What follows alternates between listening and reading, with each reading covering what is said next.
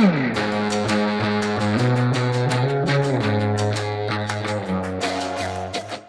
right, guys, today we're out in Northeast Texas with our new friends from the Nakid Gardeners. Yeah, right? yeah. This is Tory, and we came out here because we're really excited to get some American Bresse chicks. So we're going to learn about American Bresse chicks. Over here is one of our groups of the American Bresse. We have two different groups. And this is my smaller group that I'm actually expanding. So I have chicks for myself for this expansion. And I got these from Webfoot Farms, and they are from the Green Fire line. Okay, I just watched that video. Oh, you did? Okay, so yeah. So yeah, this is that group that we have. They're like chilling. I guess today's warm for them. I guess. And I'm moving that. I'm going to be locking that tonight because I'm going to be moving them to another grassy area. Yeah. Yeah. Your door. Oh, I love that door. We just got that. A company, Chick Cozy, sent that to us because you'll notice when we look at all the other ones that we have the run chicken, which I've liked. But this company reached out and I was like, okay, let me test it out. I would be a good person to test it because I have a lot of experience with, you know, a bunch of doors. And there are a few features that I like better on this one. I like that I can access the battery pack and all of that without needing a screwdriver. Oh, wow. Yeah. That's nice. And they're around the same price. The ones we have to take apart. Yes, I have to take it apart. And also the track on the other ones, if you screw it down too tight, it messes with the mechanism sliding. This one isn't like that. So I was like, those two features right there made me want that door. And so they kind of, I agreed to it because, you know, I always usually have a tractor to put a door on. Yeah. I was okay with it because I was like, anybody that gets one gets a discount thing. We have a link for people to get a discount on it. So I was like, that, you know, that's a win-win. Yeah. But yeah, those are my boys. These two boys 2 weeks ago just started trying to fight with each other. So they, on occasion, now I go in. I don't have any problem with aggression, and I really like this fencing too that we use. This is electrified fencing. It's. Are you familiar with electric fence? Yeah, we have the Premier one. Okay, so you know that. Yeah. Okay, yeah. So I was gonna say those ones going that way, and so that's why I never turn it off because I'm notorious for forgetting to turn it back on. Yeah. So I always leave it on. I always have my boots on. I run with it. Yep. And if I get popped, it's usually not that bad. But I'll show you the main group that your chicks came from over here. I just had some baby geese in here, so and actually I have some loud geese over here, so I'm gonna apologize right now. Yeah, when it's just me, they're a bit more chill. And I usually let them free range, but during breeding season, they were going beyond the bounds, so they're in trouble right now. They've been grounded. Those are wild ducks that follow me everywhere. That's hilarious. They are not my ducks. You wouldn't know it. You wouldn't know it, though. That one feeds birds. Let's see if we're... Yeah. Yeah. So Johnny Bravo, he's the alpha boy here. Okay. Big guy. Yeah, he's a big boy. So, but those are both of the roosters that I have over here. We did have a third, but we took it out because it was too much of a dynamic with them fighting when there was three. Yeah. So it's been a lot calmer with just the two boys over here. Nice. And the girls, and we're just coming out of that. I think they're huge. Oh, they're big. Yeah. Nice. So what climate zone are you guys in here? We thought it was, you're talking about like zone 8A. So we thought we were like we're like right on the line of the zone 8A and 7B. Okay. Yeah. All right.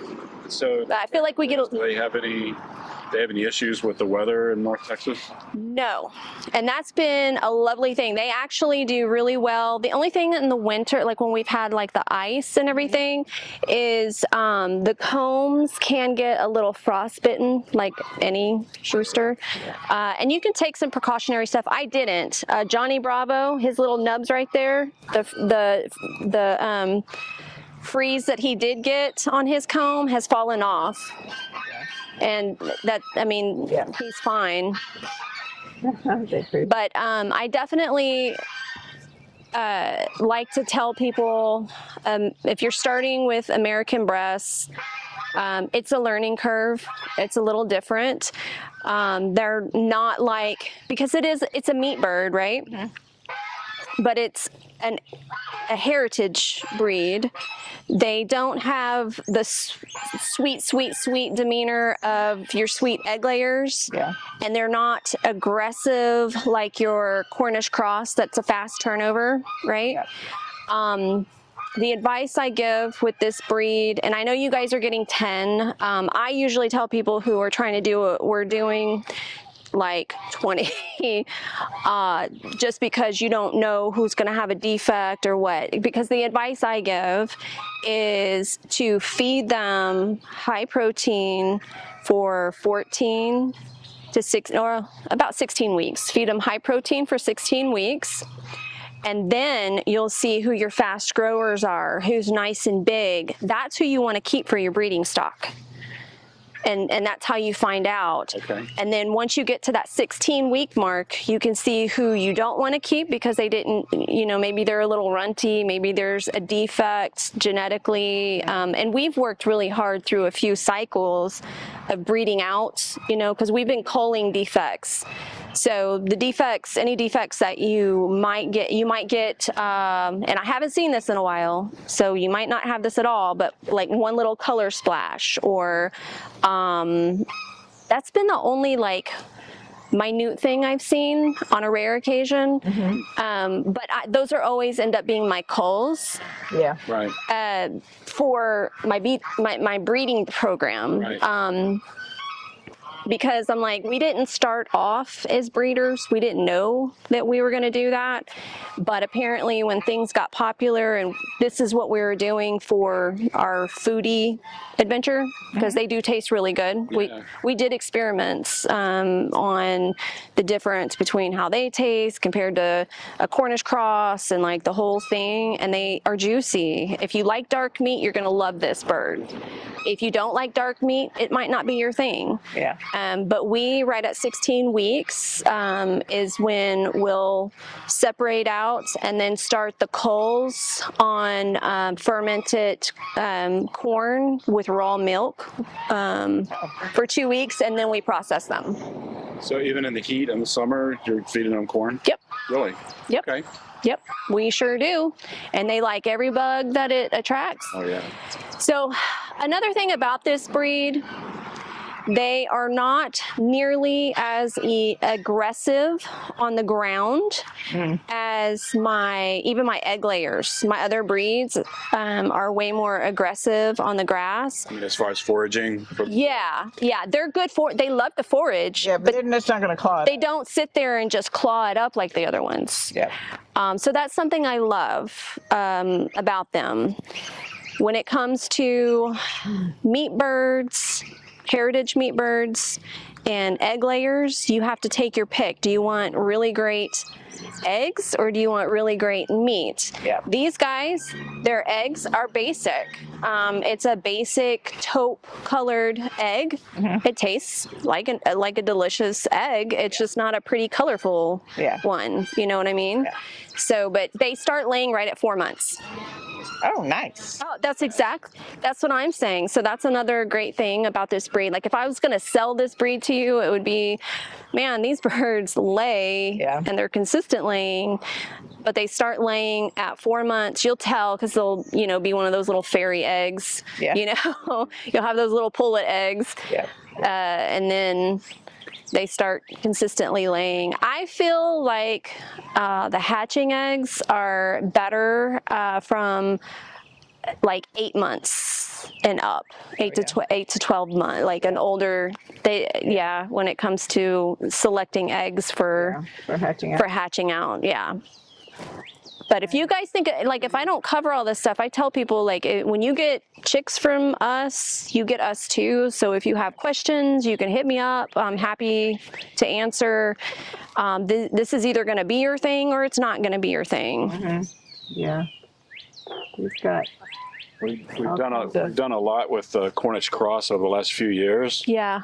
And we've enjoyed the Cornish cross. They're a great meat bird, and they are fast, right, from chick to the table, so to speak. They're very quick, but they're not reproducible. And to be sustainable on a homestead, we really want the birds that we can reproduce. Yeah, that's been our motivating factor to learn everything about this bird and try to figure it out with this bird, because no matter what we do with a Cornish cross, we're not going to get self-sufficiency. Right.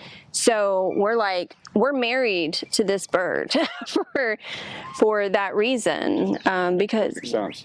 Yeah. Do you guys have much predator issues? I don't have the predator pressure here that people across the street do, because I'm on a road island. Oh yeah. I don't get the coyotes over here.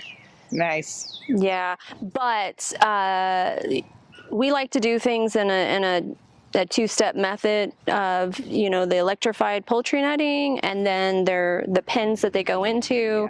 So there's like two lines of defense. And with predators, the whole thing is they're all about calories. So I'm trying to make it to where it's not worth their calories spent. Yeah. Yeah. We've had a lot of predator issues. We started out before the winter. We had just around 100 chickens, Yeah. and in different coops. And we're down to like 30 something now. Yeah. So I have customers wanting eggs from 100 chickens. Oh my gosh. Hey, I'll be cleaning eggs tomorrow. In fact, I said that to a Oh, customer. I won't clean the eggs. Yeah. I tell them you're getting it like this. Yeah. Well, and two, they're, they don't, our customers are newbies. Yeah, that makes a big difference. Yeah. I try to, well, we sell from our property, so we can, like do it like that. But if we went to like a farmer's market, or I know the things I have to do if I, Yeah. so that's why I'm like, Now, I do have a lot of customers that say, oh, you don't need to wash them. I can wash them at home. But because I'm the whole bloom thing, yeah, we've been, big giant refrigerator that for the eggs, and it's just like wash them. And we used to keep it almost full and rotate them really well. But it's yeah. bare shelves. They sell faster than the hens can lay them. Yeah, I would imagine. Right at. Like I had somebody call, I need a dozen eggs. I was like, okay, I'll be washing eggs tomorrow. You asked me before about the American Bresse in the winter. Something I wanted to say, at least our experience, is something that we also love about having this sustainable breed is it doesn't matter what time of year I decide to cull or do that kind of thing. Where the Cornish crosses, in Texas, you only have a certain window that you can do that kind of stuff. And so then you contend with the masses that are on that same schedule. Yeah. With the hatchery. And I will say this year we had terrible luck with the quality of Cornish crosses that we got. I don't know what it was, but it wasn't like we did a bulk buy with our group in the East Texas Homesteading group that we're in, and other people in the group had issues too. So I was like, okay, was it us? Was it the feed? Like I was trying to figure it out, but I feel like it was both. It had to have been. We just didn't have. We lost a bunch, and I know how to take care of them. So. Yeah. So we had some just recently harvested. 30 something. Yeah. But they were smaller than what we might. Ours were way smaller too. Yeah. The sizes were way smaller. We did that on purpose. I like them smaller, but not like 2 pounds. Oh yeah, no, we have ours were 3 to 5. 3 to 5. Yeah, I like that for me, and I guess it's because we're, empty nesters or whatever. Yeah. To me, I like that size. It fits in my Ziploc bag when I marinate. Yeah. So, but when you start getting over 5 pounds, like it doesn't fit in the Ziploc anymore. And I'm like, that's my marinade Well, magic. We sell them also, the price was higher for those big, heavy birds. And we also felt, or at least I did, a little bit like maybe some of our customers were intimidated by a 7 to 9 pound chicken. I'll tell you, we're part of the APA, and that's the, I don't want to say it wrong, but it's about pastured poultry. And so like Joel Salatin is like ahead of it, and a lot of people are like learning from it. It's really neat, this organization.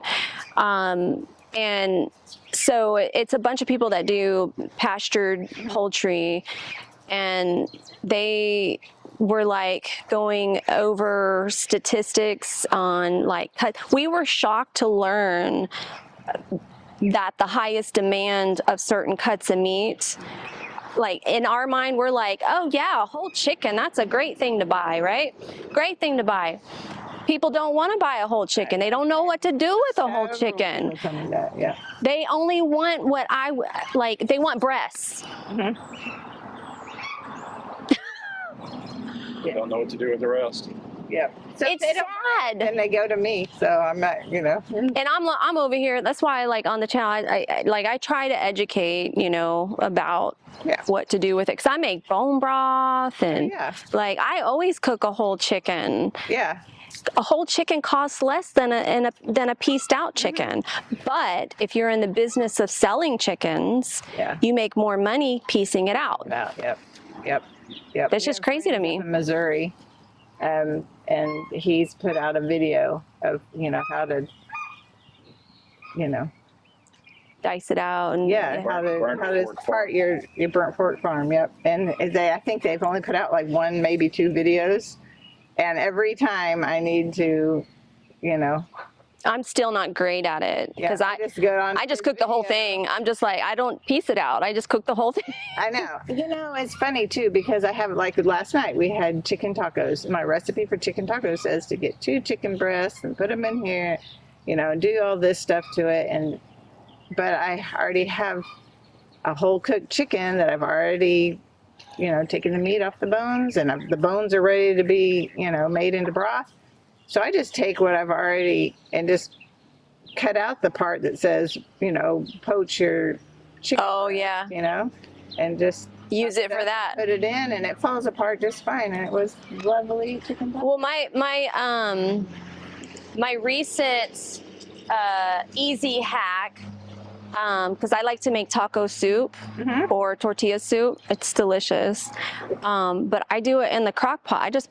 I marinate the chicken and all the seasonings and everything ahead of time, put it in the crock pot and add, some water and some broth and, like all of that, and just cook the whole thing. And then like halfway through, when I notice that the chicken is cooked, I'll take it out. I'll let it cool for a little bit. I'll strip the whole thing. And I'll take the breast, separate that for another meal, another time. All that other meat goes back in there, and the bones go. And I have a freezer Ziploc bag that I keep adding bones to for my bulk stock. Yeah. It takes up all the room when I need more room. As soon as I need more room, I'm like, okay. And then I pressure can it. And make it shelf stable. Yeah, that's what I've been doing. It's crazy. Like, I never thought I'd be doing this kind of stuff. You'll notice at week 2, they're starting to flutter, trying to do like these little flutter things, more so than the other ones. And the Easter eggers that I have in here, they're a week older, but they're kind of bullied by the American Bresse already. Oh, wow. Yeah, so these are meat birds that are not dumb. They're very smart. It's a very smart bird. But they're simple. They just really like to forage, and they just grow very, very fast. Your brooder is similar to ours, except it's twice as wide. That's what I was telling her. Ours is like this big, right? Yeah. I like it a lot because it's given me an opportunity, because I have actually split the middle and had 4 different groups before. I've done that before. We split the middle, so we have 2. Yeah. We have another 10 in the barn that we it's just a big 2 cattle panels cut. Yeah. Cut pieces. Oftentimes when they're ready to leave, the baby brooder, it's raining or there's issues. Yeah. So it's like an intermediate coop. Yeah. Put it I've had to figure out like, and also like, I also do geese and I do ducks, and I don't try to have the chickens with them. Yeah. I've actually, like this metal piece, I already know the size of it and I can staple it on the sides, and that's my divider piece. Yeah. Yeah. And they'll visit with each other, you know, right at the wall, but I always do like a splash pad kind of setup for my waterfowl. Yeah. To control the mess, because they're messy. They are, most definitely. But yeah, this is the first group I put all together. And you recommended a higher protein level in the beginning than Yeah. normal chicks? Yeah, I would do, well, I wouldn't say the normal chicks. It's basically being on a starter, Yeah. Okay. So starter. like 22%. Okay. Yeah, All right. Yeah. for the 14 weeks. Okay. Or no, I'm sorry, 16 weeks. I keep messing that up. 16 weeks. Yeah. And then figure out who you want to process, who you want to keep. Right. Yeah. Is there a lifespan any difference? Or No. Regular briefs? Regular. Regular? Yeah. And my husband and I know everybody's a little bit different on this, but with some of because we're older, we always go to experts that have been doing stuff for years and getting advice, because I don't want to waste a lot of time making mistakes. Yeah. But at APA, we came to know a lot of people that have been doing stuff with pasture raising chickens for years. And what I'm seeing with the numbers is, as far as production goes with hens, 18 months is usually around the age out. 18 to 24 months max, because their production of eggs goes down right at that age. Yeah. Yeah. This year, all of our predator attacks got my baby coops. No, I hate that for you. Yeah. Oh, I hate that. They were laying, just still small eggs. Yeah. Like fairy eggs. But that's upsetting. That's It very is. upsetting. Very upsetting. Yeah. Because you pour in so much work and effort Yeah. into it. I know how much effort I put into taking care of the animals. Yeah. Even with like this, you know, like I'm actually about to be putting another layer, but like I scoop this out. I put the Saturday lime. You'll see all that white stuff is the Saturday lime. Like I do a whole thing. This goes into compost. Yeah, if I saw you had the compost. Yeah. There for it. Yeah. And sometimes I'll fill some potholes out in the field with it. Yeah. Yep, they're pretty. All right, so here we go with the American Bresse. All the birds. These ones made it easy for me. How old are they when their legs get blue? I noticed it around 6 to 8 weeks. Okay.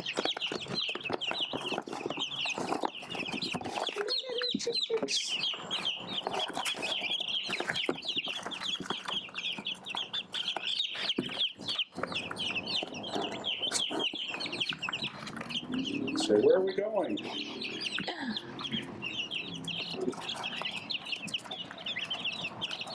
To green pastures, I imagine.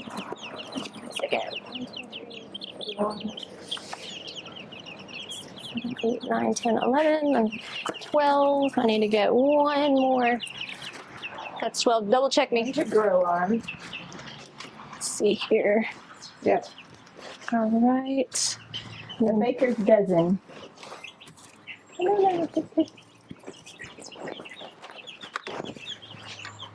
I'm going to open up the other side to grab it.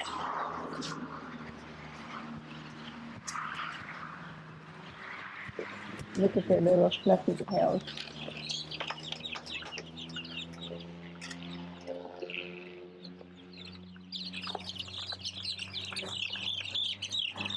There's so much spirit with these.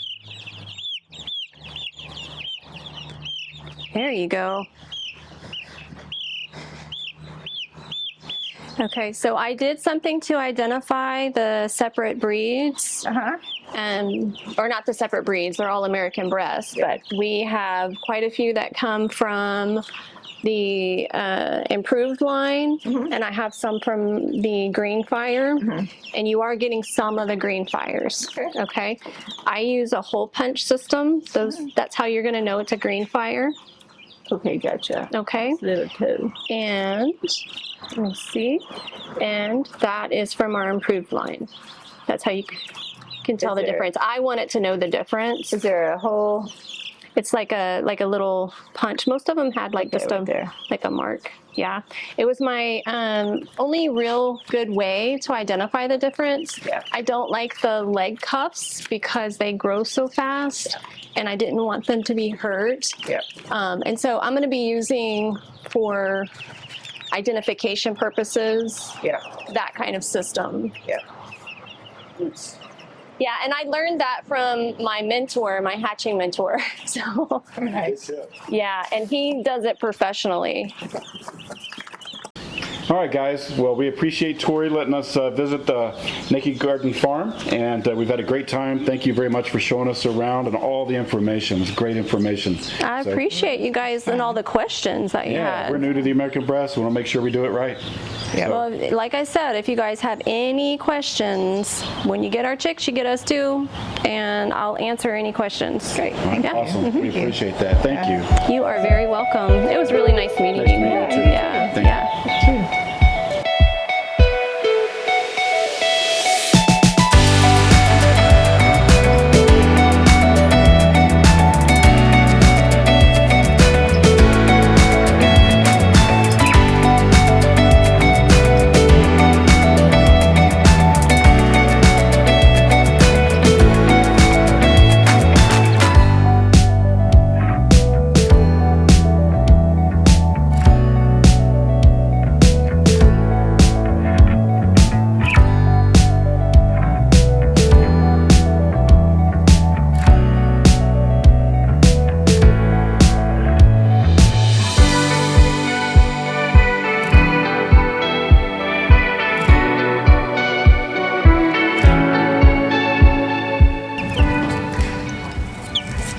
They made it from the Nakid Gardener farm to Savvy Organics farm.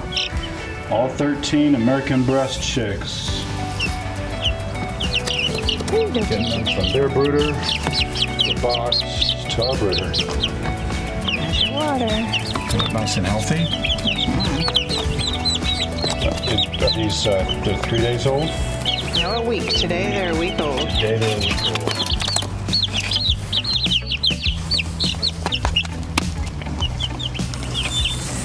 Well, they're doing fine. I was worried they might be extra thirsty, but they don't seem to be. The drive was 2 hours and some change. They seem to do fine.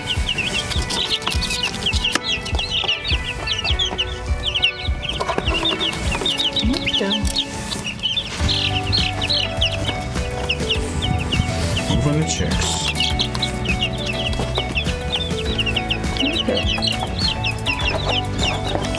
Oops, step in the water, you silly chicken. So my brooder is here right now. It is about 85 degrees. About 85. And then we have a heat plate in there so they want to get closer to some heat. Let's have a daylight bulb in there. It's going to be storming here in a little bit. Yeah, we're supposed to be having some storms. We want to make sure they stay warm enough.